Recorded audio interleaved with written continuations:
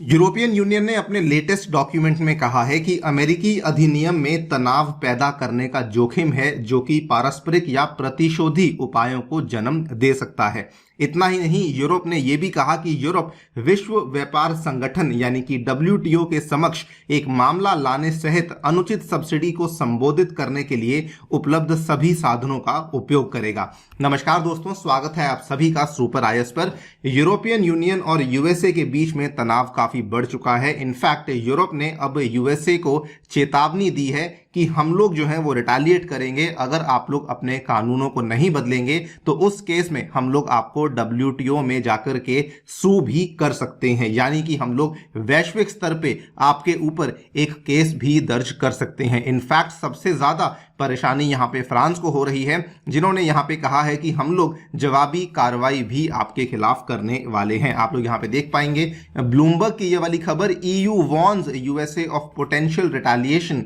In the green subsidies dispute. CNBC ने भी कहा that EU says it has serious concerns about the Biden's Inflation Reduction Act and France ने particularly कहा है that we demand tougher EU response to the recent passed US climate law. बात करेंगे कि क्यों असल में दोनों ब्लॉक्स के बीच में तनाव इतना बढ़ चुका है, क्या वजह है जिसकी वजह से फ्रांस और यूरोपियन यूनियन के देश यहां पे मांग कर रहे हैं कि इस कानून को वापस लिया जाए, और क्या क्या मांगे हैं उसके अलावा फ्रांस की, उसके बारे में डिस्कस भी किया जाएगा। आइए शुरू करते हैं दोस्तों मेरे साथ। मेरा नाम है अनिरुद्ध। यदि आप लोग इस लेक्चर की PDF को डाउनलोड करना चाहते हैं तो यहां पर दिए गए टेलीग्राम चैनल के माध्यम से कर सकते हैं। ऑल राइट, आज से लगभग 2 हफ्ते पहले की बात है। फ्रांस के जो प्रेसिडेंट इमैनुअल मैक्रोन हैं, उन्होंने बड़े ही साफ शब्दों में कहा था कि यूएसए जो है वो डबल स्टैंडर्ड्स को बरतता है और हमारी जो एनर्जी क्राइसिस है उसका गलत फायदा यूएसए उठा रहा है, बिकॉज इसमें जो सबसे ज्यादा एक्सप्लॉइटेड कंट्रीज हैं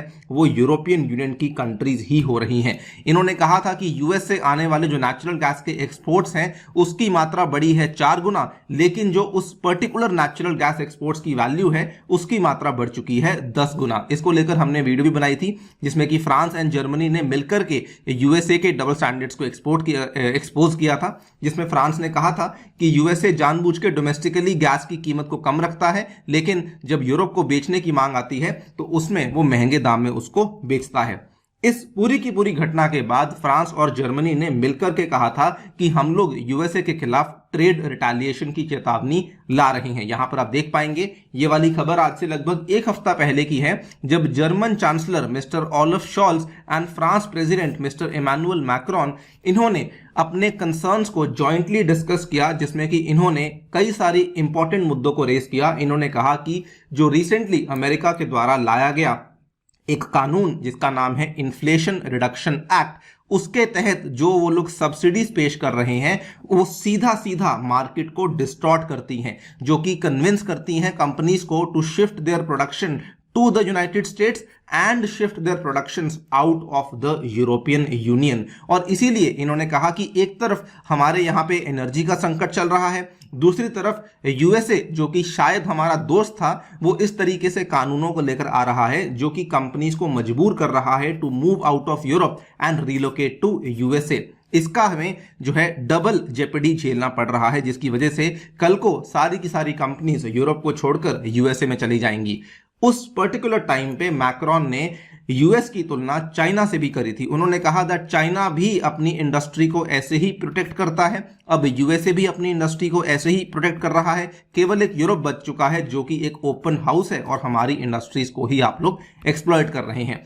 और अब इसको लेकर थोड़ी बातचीत हुई, लेकिन इसको लेकर अब नया अपडेट सामने आया है। यूरोपियन यूनियन ने अब नई चेतावनी सामने पेश करी है of potential retaliation in the green subsidies dispute, और इस बार इन्होंने कहा है कि हम लोग आपके खिलाफ WTO में भी केस करने वाले हैं। The European Union called on the US to amend certain tax benefits. इन्होंने कहा कि जो भी आप अपने कानून में टैक्स बेनिफिट्स लेकर आए हैं उनको आपको हटाना होगा, उनको आपको बदलना होगा, क्योंकि ये सारे के सारे जो बेनिफिट्स हैं ये बहुत ज्यादा डिस्क्रिमिनेटरी नेचर के हैं, यानी कि भेदभाव को पैदा करते हैं, और अगर आपने नहीं हटाए तो उस केस में हम लोग आपके खिलाफ रिटेलिएशन को करने वाले हैं। इन्होंने बड़े ही साफ शब्दों में कहा, the bloc wants Washington to remove discriminatory content and production requirements in the Inflation Reduction Act and इन्होंने कहा कि हम ये चाहते हैं कि जो ट्रीटमेंट आप अपने यूएस की कंपनीज को दे रहे हैं वही ट्रीटमेंट आपको हमारी कंपनीज को भी देनी होगी, सो दैट डिस्क्रिमिनेशन यहां पर ना हो सके।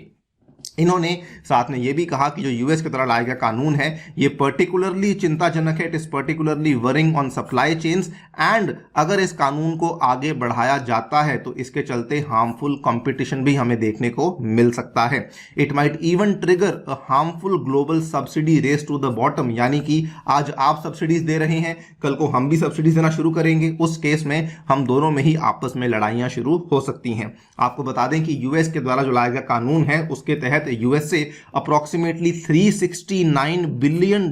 के आसपास की सब्सिडीज हैं जो कि अपनी अलग अलग इंडस्ट्रीज को देने वाली हैं, सो दैट वो यूएस के अंदर मैन्युफैक्चरिंग को बढ़ावा दिया जा सके। और इन्होंने यूएसए के खिलाफ इसीलिए कहा कि आप लोग डब्ल्यूटीओ के द्वारा जो रखे गए नियम हैं उन 9 नियमों को ब्रीच कर रहे हैं। उन्होंने कहा that some clearly breach the WTO rules because of their discriminatory nature, और ये जो 9 नियम मैं आपके सामने बात कर रहा हूं उसकी लिस्ट भी इनके द्वारा पेश करी गई है। एंड फाइनली जो फाइनेंशियल इंसेंटिव्स यूएसए दे रहा है वो भी जानबूझकर यूएसए की तरफ एडवांटेज को टिल्ट कर रहे हैं, जिसका अगेन जो नुकसान है वो किसी और को नहीं बल्कि यूरोपियन यूनियन को ही होने वाला है। इसमें असल में सबसे बड़ा नुकसान जो है वो यूरोपियन यूनियन की जो इलेक्ट्रिक व्हीकल मैन्युफैक्चरिंग की इंडस्ट्री है उसको होने वाला है, और इसीलिए ईयू कह रहा है कि ये पूरा का पूरा जो कानून है this will threaten jobs and economic growth in Europe and elsewhere, इसीलिए हम लोग चाहते हैं कि आप इस कानून को वापस लिए। और यहीं पर यूएसए के खिलाफ ईयू ने कहा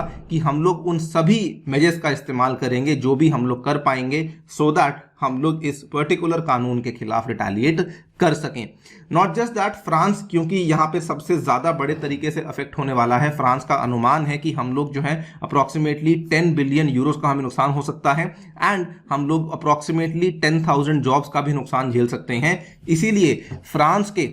जो यहाँ पे मिनिस्टर हैं ले मेयर, उन्होंने कहा we must react fast, I am calling for a united strong and coordinated response from the EU to our American allies. इन्होंने ये भी कहा कि only a hard line will allow us to get results, यानी कि clearly France यहाँ पे demand कर रहा है कि जो रिस्पॉन्स हो वो बहुत ज्यादा टफ हो, बहुत स्ट्रांग हो, सो दैट यूएसए मजबूर हो जाए अपने कानूनों को बदलने के लिए। अब क्या होने वाला है, जो यूरोपियन यूनियन के यहाँ पे ट्रेड चीफ हैं उनका ये मानना है कि we have established a task force to deal with these issues, we are currently concentrating on finding a negotiated solution. और इन्होंने यहाँ पे उम्मीद जताई है there is willingness from the US to address the concerns which we are having in the EU side, लेकिन अभी तक कुछ प्रॉपर सोल्यूशन सामने नहीं आया है। अगर ये टास्क फोर्स कोई प्रॉपर सोल्यूशन सामने नहीं ला पाती है, अगर ये मामला सुलझ नहीं पाता है, then there is a high possibility कि यूरोप और यूएसए के बीच में हमें एक नई ट्रेड वॉर देखने को मिल सकती है। आप लोग क्या सोचते हैं इस डेवलपमेंट के बारे में, डेफिनेटली बताइए हमें कमेंट सेक्शन में।